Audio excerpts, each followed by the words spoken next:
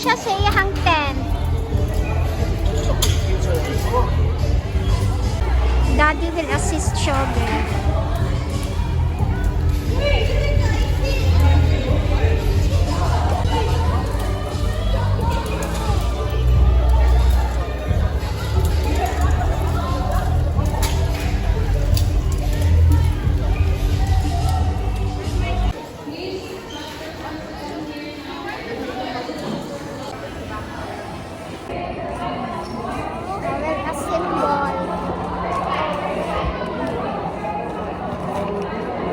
The tent sa school is so small.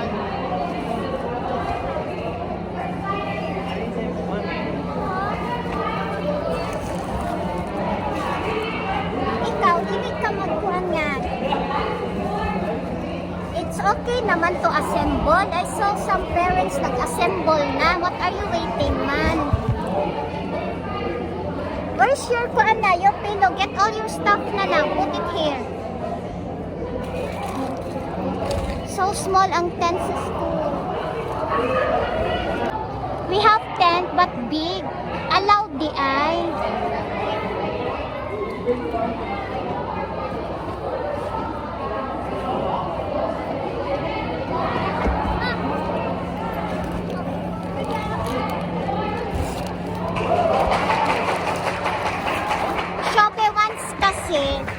Shobe wants kasi nga tent kuno sa school. So, mauni, we're using the tent sa school. Kanang sa school maning nga tent. Pero we have our own tent, and which is big, unta. So, small ang tent. Pero dili siya ka stretch kaayo ani sa akong baby. Pero kay mama niyang gusto. Mami iyang bed.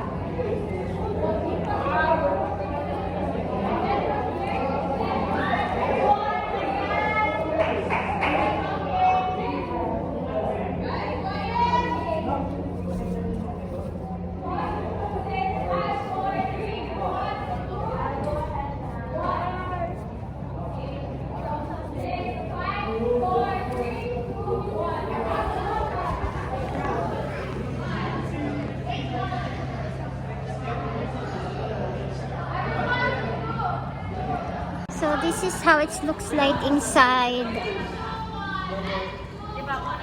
Oh, Anna. So this is how it looks like inside of her tent. The power supply, the electric fan, and this one her bed.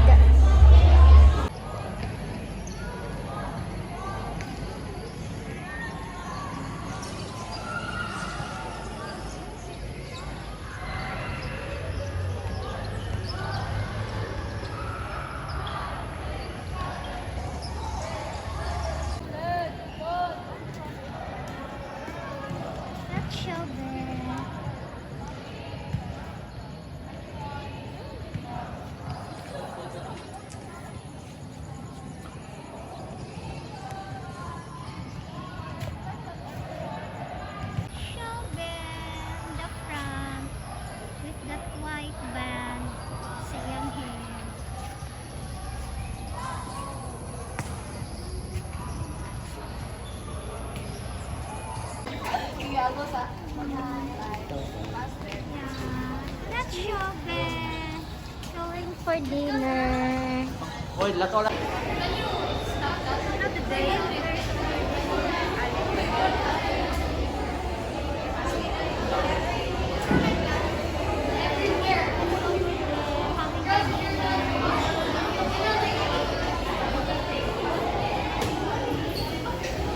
Hi, Shobe.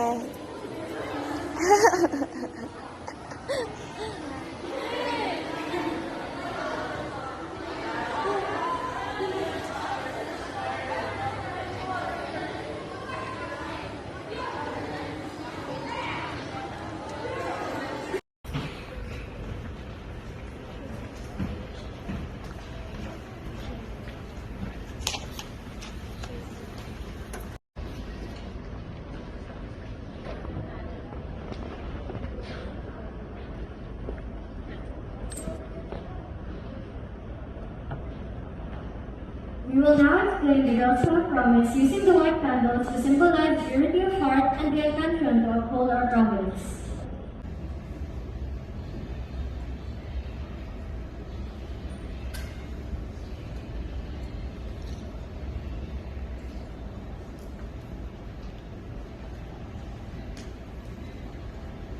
I am lighting the yellow candle. Yellow is a symbol of loyalty, strength, and courage. Like the yellow kernels of rice that lie dormant in the fields, but can be trusted to ripen and give us nourishment and strength at the designated time. We are faithful to what is true and good. A Girl Scout is loyal. Our guardians available here, please don your own neckerchiefs.